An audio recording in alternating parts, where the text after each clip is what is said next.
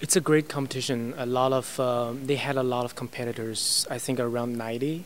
So they had to divide the competition into two rounds actually, and there were only I think 12 finalists went to the second round, and including me. And we all came here and we played on the stage, of course with the second piano, with the accompanist, not with the whole orchestra.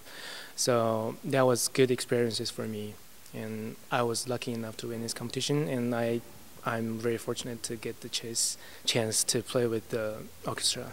Hmm. Have you played with orchestras in the past? Yes, I played a couple times, yes, with orchestras.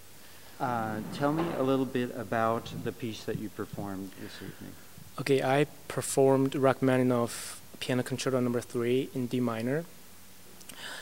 I would say it's the hardest piano concerto of the whole piano repertoire, because I think Rachmaninoff, it's a joke, but I think Rachmaninoff was trying to fit 100 notes into one measure.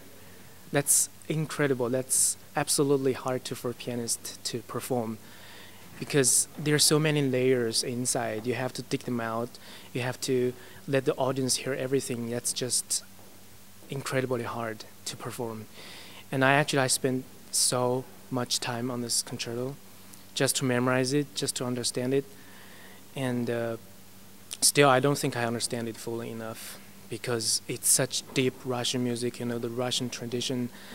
Rachmaninoff has put his whole life into this music. It's incredible. And I noticed you said you memorized it. That I would imagine for a piece like that, you would have to memorize it, because I can't imagine anybody referring to the music while they're playing that difficult a piece. No, that's Tell me a impossible. little bit about that.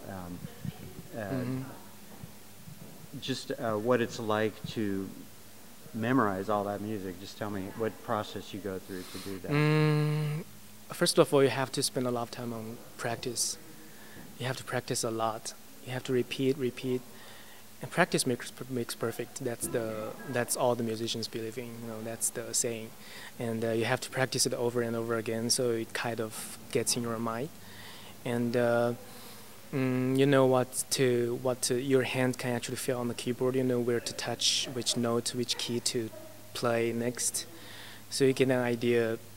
And after a while, and then you get used to it. You play for people, of course. You play for people by yourself. Then after a while, you'll get used to it. You'll get used to the whole, performance process. At that point, can you concentrate more on the emotion of the music? Actually, you should play emotionally at the very beginning, even though you're learning the notes. That's very important. You shouldn't just read the notes like a robot. That's not going to work for a musician. You have to play with emotion when you are first learning this piece. Good. And now tell me a little bit about some of the other music that was in the classical repertoire and was being heard in a concert hall 100 years ago. 100 years ago? You mean for piano? Or just general? For any symphonic pieces, piano, because we're celebrating the Torrance Centennial, which is a 100-year birthday. 100 years ago. In the beginning of 21st century, I would say Beethoven's symphonies were critical, were quite important, for orchestra. Also Brahms symphonies. And, Shostakovich and Rachmaninoff were still alive during that time, so some pieces were still unfinished. Some pieces of theirs are still unfinished. So people were playing, of course, Mozart, absolutely, and Beethoven and Brahms. Not quite Rachmaninoff and, Shostakovich and even Tchaikovsky, because it's the beginning of 21st century, I would say. Yeah. And tell me, what are some of your personal favorites as far as composers, and what other challenges do you have ahead of you? You mentioned that this piece was one of the most difficult in the repertoire. What else, what other mountains do you have to climb? Well, my favorite composers are Chopin and Schumann and Rachmaninoff, of course, those three composers. Rachmaninoff is a late Romantic composer. He composed a lot of music during 21st century, but Chopin and Schumann, they're both from 19th century. They were born in the very beginning of 19th century, so that's older than Rachmaninoff. But still, Rachmaninoff didn't put so many modern music elements into his music. It was still romantic. It was still from 19th century. So they were they have a lot of similar points or music elements in their music in general. So Chopin is more espresso, and Schumann is more, his heart was more struggle.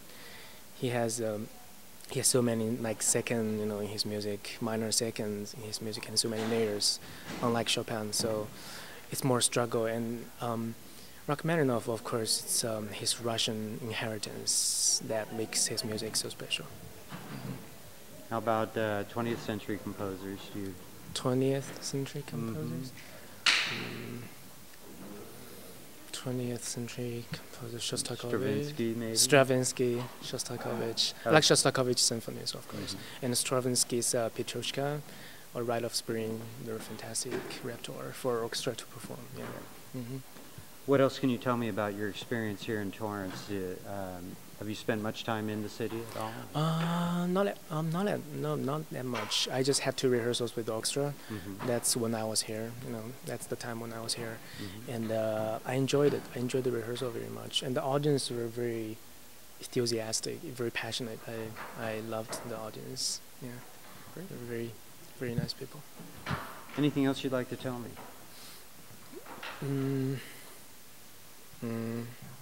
Okay, I go to Colburn School. I study with John Perry. He's a fantastic piano teacher. He's the most famous teacher around the world, in the world. He helped me a lot. Not just musically, but technically, he helped me a lot. Thanks so much to him for his help. Sincerely, thanks so much. Thank you. Thank you so much.